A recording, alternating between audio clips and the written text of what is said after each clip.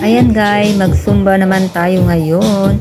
Isa rin ito sa aking ginagawang exercise sa aking katawan guys, yung pagsusumba. Ayan.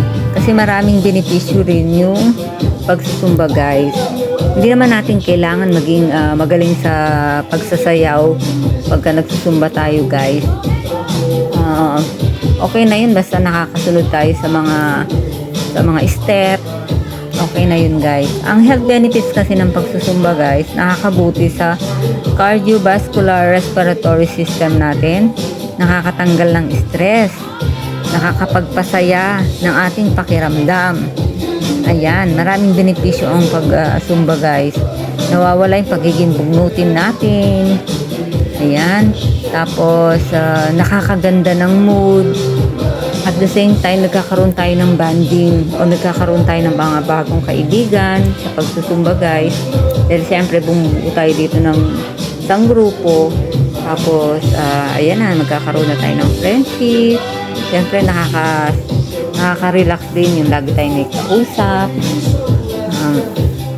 Nagkakaroon tayo ng kaibigan. Ayan, isa yan sa magandang ginagawa ng pagsusumba guys. Ayan.